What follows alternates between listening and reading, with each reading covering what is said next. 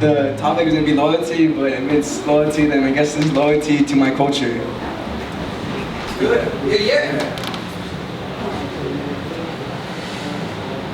Alright, that's it. I'm gonna do it out the mic.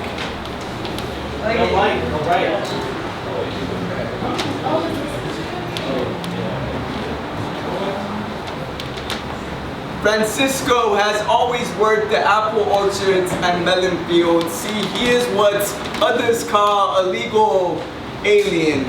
His father's father crossed the border centuries before Columbus was even born, back then when the border was mysterious lands.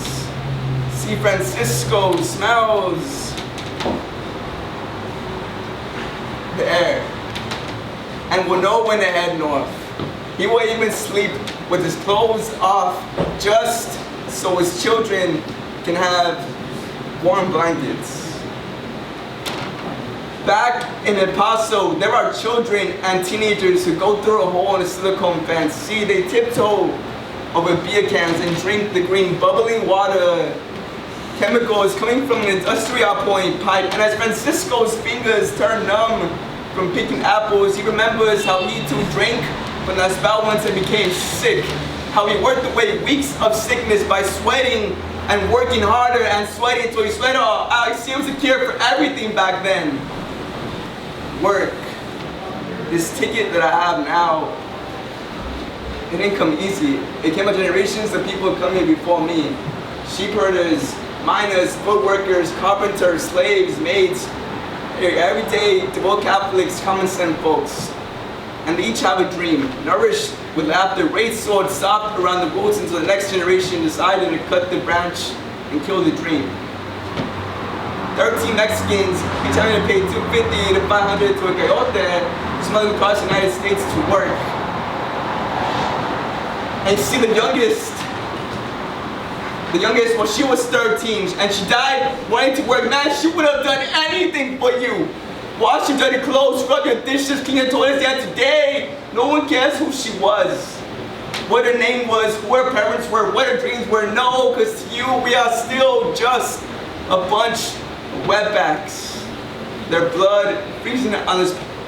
How we paint reflects our indifference. It marinates your food. They're disfigured, unrecognizable corpse. Then there's you, when your crops cut, fields, whole yards, landscape, children cared for. It was 13 of them last night, but there are thousands more.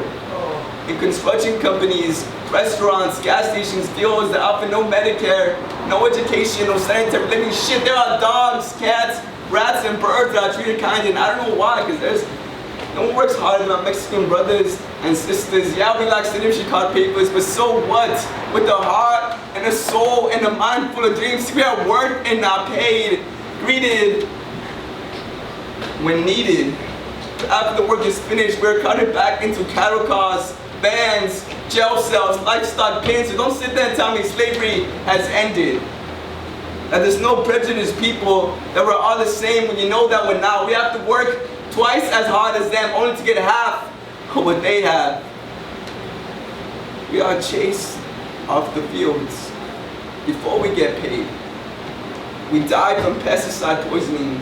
See, we drink ourselves to death, and we screech and gasp and die from such that their babies born with 2 fingers, 2 hands, and no spine, and the architecture growers and moms spend millions on politics to get the most they can from us, and I wonder what the fuck happened to us. Why does they speak only about themselves and be considered the only minority living in America? Should before anybody except for we have been here for thousands of years. What the fuck's this trip even about? Why must I be seen as lazy when I die working? Why is my culture reduced to sombreros and castanetas? Why can't I speak my language without doors from others? And why are they constantly asking me for papers when I should be asking you? I don't know what racism is anymore, honestly. But I know what it feels like, how it burns, how it bleeds, how it lies sleepless night after night, how it doesn't pay the bills, how it doesn't get a good schools, how it sits under project stairways, how it gives drugs to kids, dividing the opens, how it turns brother against brother and sister against sister, how it burns justice with the yollies, how it scuffs a property who fucks statue living. Let's up a dress, For every racist entering a country and gives it up, asking, oh man, I know racism, and I'm so tired of hearing this from frigid hearts who never worked a day in their lives with their hands and souls and bodies, and all I could ask you is, why you get in the way when we have all this work to do? Step aside. Yeah!